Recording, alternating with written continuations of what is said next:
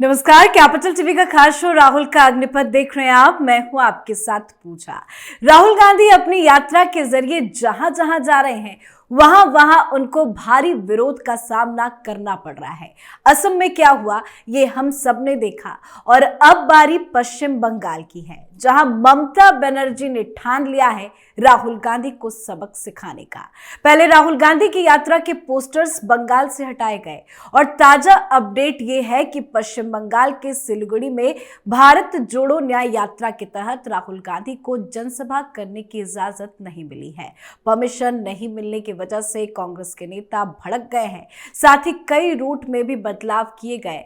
तो असम से भी ज्यादा परेशानी राहुल गांधी की पश्चिम बंगाल में कैसे बढ़ गई है, बताएंगे आपको। चर्चा के लिए मेरे साथ स्टूडियो में मौजूद हैं कैपिटल टीवी के एग्जीक्यूटिव एडिटर राजीव जी। सर, आपका बहुत बहुत स्वागत है। कैसे राहुल गांधी असम के बाद पश्चिम बंगाल में फंस गए हैं? देखिए, राहुल गांधी पूरी तरीके से पश्चिम बंगाल में ये मानकर चल रहे हैं कि हमें स्मूथ यात्रा के लिए अनुमति नहीं मिलेगी।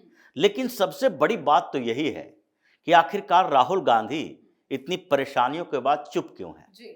अगर राहुल गांधी को असम में चिल्ला चिल्ला कर कहना था कि हेमंत बिस्वा शर्मा हमारे साथ अन्याय कर रहे हैं, गलत कर रहे हैं, वहां पर हमें परमिशन नहीं दी जा रही है, बैरिकेड राहुल गांधी ने तोड़ा, वहां पर अलग अलग जगहों पर जाकर उन्होंने झड़प की, पुलिस के साथ मुठभेड़ हुआ, तो अगर पश्चिम बंगाल के एडमिनिस्ट्रेशन ने मना कर दिया कि आपको सिलीगुड़ी में रैली की अनुमति नहीं दी, लेकिन सर ये क्यों, क्या है इसके पीछे की वजह, क्यों सिलीगुड़ी में रैली की परमिशन नहीं दी गई? ये सिर्फ सिलीगुड़ी का मामला नहीं है, इन्हें कई और जगहों पर रैली की अनुमति नहीं दी जाएगी, जैसा कि पश्चिम बंगाल के एडमिनिस्ट्रेशन ने कहा है।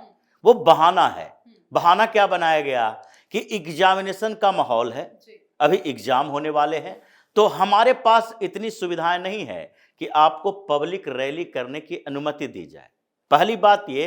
दूसरी बात कि आप यात्रा करें लेकिन शांतिपूर्ण तरीके से करें, क्योंकि एग्जाम है, बच्चे डिस्टर्ब होंगे, स्कूल में क्लासेस होते हैं।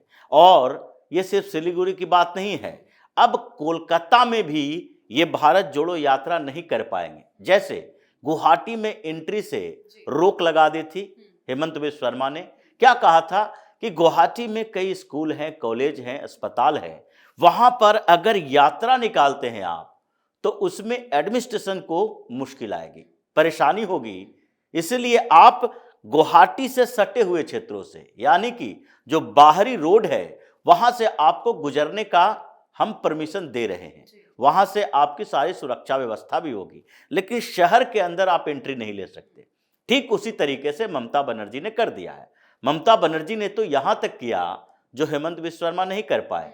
इन्होंने तो राहुल गांधी के स्वागत के लिए जो मंच तैयार की गई थी, उस मंच को तुड़वा दिया कि यहां पर ऐसे स्वागत नहीं की जाएगी, क्योंकि वो पब्लिक प्लेस था और पब्लिक प्लेस पर पुलिस ने कहा हमसे अनुमति नहीं ली गई है। तो अनुमति जब नहीं ली गई है तो आप स्टेज कैसे बना रहे हो? स्टेज को तोड़ना पड़ा और फिर एक प्राइवेट जगह पर, निजी संपत्ति की थी, एक छोटे से जगह पर राहुल गांधी के स्वागत के लिए तैयारी की गई कूच बिहार के अंदर। तो ये ममता बनर्जी ने अचानक से, जो पहले राहुल गांधी की यात्रा के बारे में ये कह रही थी कि राहुल गांधी यात्रा कर रहे हैं, हमसे अनुमति लेते, हमसे अनुमति मतलब ममता बनर्जी से, टीएमसी से, इस बात के लिए कि हम ज्वाइंट तरीके से, कांग्रेस के बैनर तले नहीं बल्कि इंडिया ब्लॉक के तहत ये यात्रा होगी, जिसमें टीएमसी और कांग्रेस दोनों के नेता हो सकते हैं, कम्युनिस्ट पार्टी के नेता नहीं होंगे। लेकिन अब क्या हो रहा है, ममता बनर्जी ने कह दिया अब हम कोई गठबंधन करने वाले नहीं हैं, सीट शेयरिंग की बातचीत हुई नहीं थी और आगे भी नहीं होगी, अकेले चुनाव लड़ेंगे। अब उसके बाद ममता बनर्जी अगर अपने राज्य से यात्रा निकलवाने देती हैं, जिन जिन क्षेत्रों में ये साउथ दिनाजपुर जाने वाले थे और जहां जहां पर ये जाने वाले थे, उन जगहों पर ज्यादातर मुस्लिम पॉपुलेशन है और उन जगहों को राहुल गांधी ने टारगेट ही इसलिए किया कि पश्चिम बंगाल में मुस्लिम जो पूरी तरीके से कांग्रेस से अलग हो गए हैं, वहां पर केवल ममता बनर्जी को वोट मिलता है मुसलमानों का। तो किसी तरीके से राहुल गांधी अट्रैक्ट कर सके उन लोगों को, क्योंकि असम में उन्होंने हेमंता बिस्वा शर्मा के साथ टकराव किया, और असम और पश्चिम बंगाल। जब एनआरसी की बात आई थी तो असम के बाद एनआरसी की बात आई पश्चिम बंगाल के लिए। अमित शाह ने भी कहा था कि एनआरसी लागू होगा पश्चिम बंगाल में अगर भारतीय जनता पार्टी की सरकार वहां आ जाती है। जो पिछले विधानसभा चुनाव के समय में अमित शाह ने भी बंगाल के लोगों से वादा किया था कि अगर हमारी सरकार आती है तो हम एनआरसी को लागू करेंगे। और सीए की बात पर भी ममता बनर्जी सबसे ज्यादा भड़की थी, यहां तक कि उन्होंने यूएन से रिक्वेस्ट किया था कि अंतरराष्ट्रीय हस्तक्षेप होना चाहिए भारत में, क्योंकि यहां अल्पसंख्यकों को दबाया जा रहा है। ये ममता बनर्जी का अपना स्टेटमेंट था। अब वहां पर ममता बनर्जी और कांग्रेस ये दोनों भारतीय जनता पार्टी का वोट नहीं ले सकते।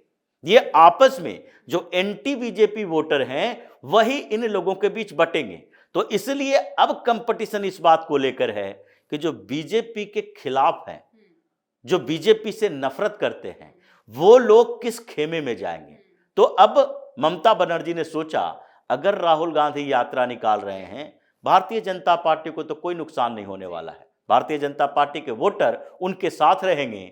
लेकिन जो वोटर भारतीय जनता पार्टी के विरोध में हैं, उसमें से राहुल गांधी ने अगर 10% भी इधर उधर कर दिया तो उसके बाद तो हम जो पिछले लोकसभा चुनाव में 22 सीट ला पाए थे वो 22 से घटकर 12-10 तक हो जाएगा, सिमट के रह जाएगा।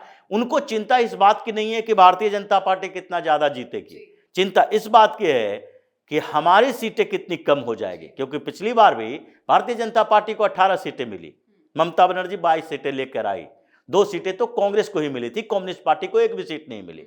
लेकिन इस बार माहौल चेंज है, भारतीय जनता पार्टी ने टारगेट जो रखा है वो 35 का है, यानी कि किसी तरीके से बंगाल में टारगेट दिया गया कि 30 से ज्यादा सीटें होनी चाहिए। अब इसमें ममता बनर्जी अगर मुसलमानों को एकजुट अपने साथ नहीं रख पाती हैं तो मुश्किल उनके साथ हो जाएगी। इसलिए पश्चिम बंगाल में यात्रा जो राहुल गांधी की है ये असम से भी ज्यादा खतरनाक हो सकता है, क्योंकि असम पुलिस भी अभी डीएक्टिव नहीं हुई है। ऐसा नहीं है कि उन्होंने जो एफआईआर दर्ज किया उसके बाद इन्वेस्टिगेशन खत्म। असम पुलिस ने जोरहट से नोटिस भेजा गया, एक समन भेजा गया है, और वो समन है प्रदेश कांग्रेस अध्यक्ष भूपेन कुमार बोरा के नाम। भूपेन कुमार बोरा जिनकी पिटाई हुई थी, वो दिखा रहे थे सोशल मीडिया पर, देखो ये पान के दाग नहीं हैं, ये खून है जो मुंह से नाक से निकला हुआ है, और ये भारतीय जनता पार्टी के कार्यकर्ताओं ने हमारी पिटाई की है। भारतीय जनता पार्टी के कार्यकर्ताओं ने नहीं, बल्कि उन लोगों से तुम भिड़े जिस दिन राम मंदिर का प्राण प्रतिष्ठान हो रहा था, और उस दिन तुम यात्रा में किन लोगों को साथ में ले जा रहे थे जो जय श्री राम के नारे लगा नहीं सकते। तो फिर टकराव हुआ और तुम जबरदस्ती टकराने गए तो पिटाई हुई। लेकिन जोरहट में जिस तरीके से इन लोगों ने मारपीट की उस पर पुलिस ने केस दर्ज किया था, और वहां से 31 जनवरी को बोरा को बोला गया है कि आप आके इन्वेस्टिगेशन में सहयोग करें, जांच में सहयोग करें, आप अपना स्टेटमेंट दर्ज करें कि आप उस दिन गए क्यों थे। क्योंकि हेमंत बिस्वा शर्मा ने एक स्टेटमेंट जारी किया है कि इन लोगों का जो पूरा एजेंडा था वो था दंगा फैलाना, और 22 जनवरी को इन लोगों ने जानबूझकर ऐसे रूट से जाने का फैसला किया जिस रूट से शोभा यात्रा निकलने वाली थी, और यह कॉन्स्पिरेसी दंगा फैलाने का था। इसलिए इन लोगों ने तय किया कि 22 जनवरी को किसी भी तरीके से यात्रा असम में ही रहेगी। यह असम में यात्रा 22 जनवरी को करने के पीछे का मकसद क्या था? आप 14 जनवरी से चलते हो मणिपुर से, मणिपुर के बाद एक दिन नागालैंड, अरुणाचल प्रदेश, फिर असम जैसे स्टेट में 14 लोकसभा की सीटें जहां हैं, केवल 14 लोकसभा की सीटें, वहां पर आपने 18 तारीख से 25 तारीख का समय लिया। मतलब क्या एक एक गली मोहल्ले में जाना चाहते हो? जबकि आपने यात्रा का जब रूट तैयार किया था तो कहा था कि 8 किलोमीटर पैदल चलेंगे, 80 किलोमीटर के आसपास गाड़ियों से चलेंगे। तो इतने में तो 2 से 3 दिन के अंदर पूरे असम में घूमा जा सकता है। आपने जानबूझकर 22 तारीख का समय निर्धारित किया। तो 22 तारीख को आप दंगा फैलाना चाहते थे। ये दंगा फैलाने के, भड़काने की कॉन्स्पिरेसी का आरोप है आपके प्रदेश अध्यक्ष भूपेंद्र कुमार बोरा के ऊपर। इसीलिए पुलिस ने इनको 31 तारीख को बुलाया है। अब वो 31 तारीख को पुलिस से सहयोग करते हैं या फिर वो जो वारंट इशू हुआ है, समन भेजा गया है, उसको इग्नोर करते हैं। लेकिन इग्नोर करते हैं तो उसके आगे की प्लानिंग भी पुलिस ने बता दी है कि अगर बोरा 31 जनवरी को नहीं आते हैं तो पुलिस उन्हें गिरफ्तार करने के लिए स्वतंत्र है। फिर ये जिम्मेदारी मत बताना कि हमने असम में ऐसी स्थिति पैदा कर दी है जिसके कारण कांग्रेस के नेता सुरक्षित नहीं है, क्योंकि ये सुरक्षा पर खतरा आप लोगों ने खुद तय किया है। तो ये असम में जो हुआ अब पश्चिम बंगाल में होगा। सर, मेरा इसी से जुड़ा आपसे आखिरी सवाल है। पश्चिम बंगाल से आए दिन हिंसा की खबरें सामने आती रहती है, जिसके लिए पश्चिम बंगाल की पुलिस और टीएमसी के कार्यकर्ता भी बड़े फेमस है। लेकिन अब जब राहुल गांधी की यात्रा पश्चिम बंगाल में एंट्री ले चुकी है और जिस तरह से कांग्रेस के कार्यकर्ता असम में बवाल करते नजर आए, अगर यहाँ पे भी करते हैं, बैरिकेडिंग तोड़ते हैं, हिंसा और साजिश को भड़काने की कोशिश करते हैं, तो क्या इन्हें माफ किया जाएगा? देखिए, असम में कांग्रेस के कार्यकर्ता वो करेंगे या नहीं ये तो तय नहीं है, लेकिन ये तो पता है कि टीएमसी के कार्यकर्ता करेंगे। इनको बख्शा नहीं जाएगा, क्योंकि जिस तरीके से कूच बिहार में आने वाले थे उससे पहले सारे होर्डिंग पोस्टर फाड़ दिए गए, हटा दिए गए, मंच बनाया, मंच को तुड़वा दिया गया। पुलिस ने स्टेटमेंट जारी किया, टीएमसी की तरफ से कहा गया कि पुलिस यहां पर किसी पॉलिटिकल पार्टी के इशारे पर काम नहीं कर रही है। आप जैसे कानून का पालन करोगे वैसे पुलिस उसके ऊपर रिएक्ट करने के लिए तैयार बैठी है। ये ममता बनर्जी की सरकार की तरफ से इंस्ट्रक्शन है राहुल गांधी की यात्रा को, क्योंकि कोई भी टीएमसी का नेता ये नहीं कहा कि राहुल गांधी के पोस्टर जो फाड़े गए वो गलत था। टीएमसी के नेताओं को यह बयान देना चाहिए था कि जिन लोगों ने फाड़े हैं, जिन लोगों ने होर्डिंग हटाए हैं, वो ऐसा ना करें, टीएमसी का एक काम नहीं है।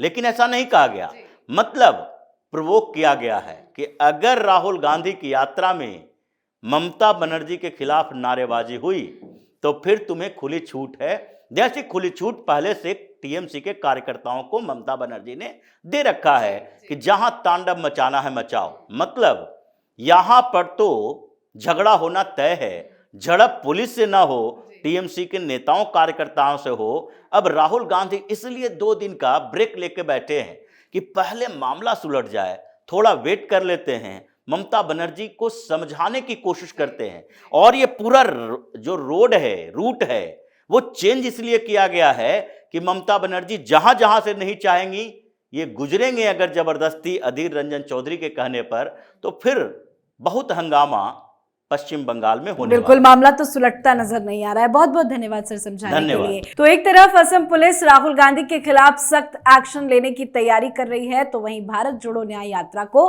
बंगाल में काफी परेशानियों का सामना करना पड़ रहा है।